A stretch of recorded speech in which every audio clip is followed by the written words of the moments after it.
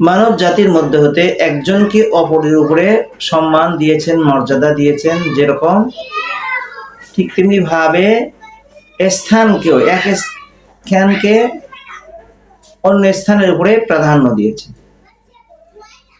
এরকম ভাবে সময়কেও, এক সময়কে অন্য সময়ের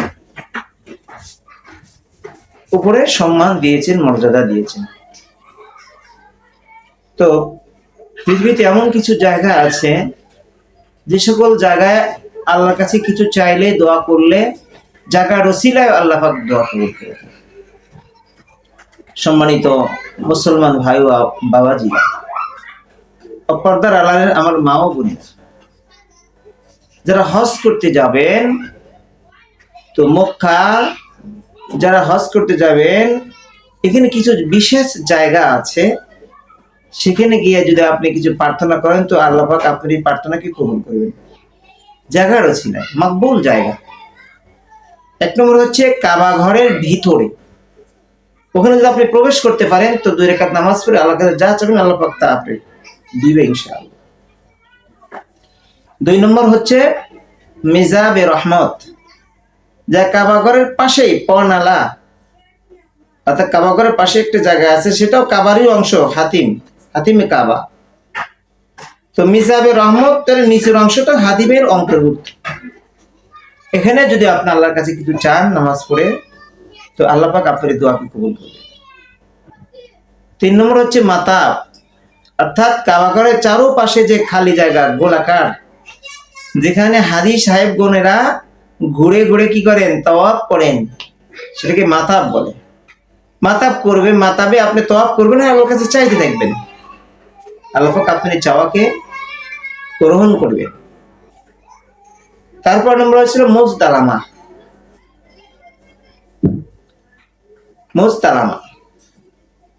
এই জায়গাটা হচ্ছে হজরে আসওয়াদের থেকে নিয়ে কাবা ঘরের দরজার মাঝে যে জায়গাটা, এখানে আল্লাহ পাক দোয়া কবুল করে থাকে। বান্দা যা চাবেন আল্লাহ পাক তার চাওয়া দিয়ে দিবে ইনশাআল্লাহ। এবং মাকাম ইব্রাহিম পাশে, কাবা ঘরের পাশে একটা জায়গা আছে, অর্থাৎ হযরত ইব্রাহিম আলাইহিস সালাতু ওয়াস সালাম এবং ইসমাঈল আলাইহিস সালাতু ওয়াস সালাম কাবা ঘর নির্মাণ করেন। হাজরা আসাদ যেমন পাথর জান্নাতি একটি, আসলে হাজরা আবিয়া ছিল তার নাম, মানুষের গুনাহ নিতে নিতে সে কি হয়ে গেছে, হাজরা আসাদ নামে পরিচিত হয়েছে। সেরকম মাকাম ইব্রাহিমে একটা জায়গা, অর্থাৎ হযরত ইব্রাহিম আলাইহিস সালাতু ওয়াস সালাম যখন কাবা ঘর নির্মাণ করেন, তো কাবা ঘর নির্মাণ করতে করতে যখন উঁচু হয়ে গেল, উঁচু উঠতে হয় অনেক উঁচু, তো জান্নাতের একটা পাথর এই মাকাম ইব্রাহিম।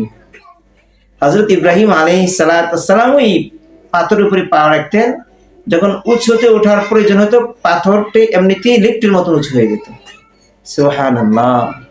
তো উঁচু ওঠার পরে হযরত ইব্রাহিম আলাইহিস সালাম কাজ শেষে আবার যখন নিচে নামার প্রয়োজন, ইচ্ছা করা মাত্রই পাথরটা নিচের দিকে চেপে যেত লিফটের মতো।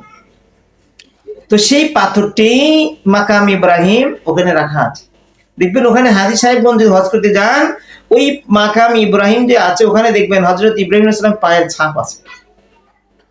ওখানে মাকবুল জায়গা, ওখানে যায় হাজীগণ বা যে যাবেন, গিয়ে যদি কিছু আল্লাহর কাছে প্রার্থনা করে, আল্লাহ পাক অবশ্যই তার দোয়া কবুল করবেন। এরপরে একটু দূরে গিয়ে জমজম কূপ, এটা আল্লাহ পাকের একটি বরকতপূর্ণ জায়গা। ওমাই ইউআযযিম শাআইরাল্লাহ ফাইন্নাহা মিন তাকওয়াল কুলুব।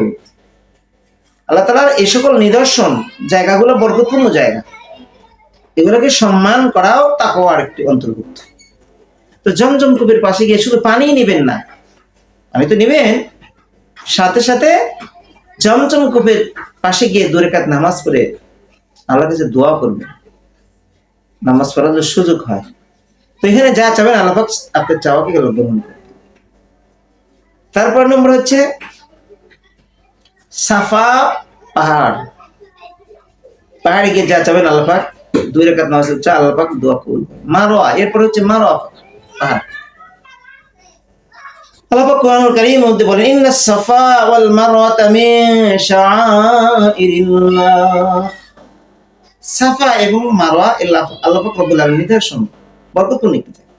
হযরত মা হাজেরা আলাইহিস সালাম ইসমাঈল আলাইহিস সালামকে দিয়ে নিয়ে যখন নাকি বনবাস দিয়ে গেলেন হযরত ইব্রাহিম আলাইহিস সালাম, তো উনি একবার সাফা থেকে নিয়ে মারওয়া পাহাড়ে দৌড়াচ্ছেন, আল্লাহ জিকির করতেছেন, আল্লাহর কাছে সাহায্য প্রার্থনা করতেছিলেন। তো আল্লাহ পাক রব্বুল আলামিন তার এই চাপা মারওয়া পাহাড়ের দৌড়ানো আল্লাহ পাক অনেক পছন্দ করছেন, এবং ওর পায়ের বরকতপূর্ণ পায়ের ধুলের কারণে জায়গার দাম বেড়ে গেছে আল্লাহর কাছে।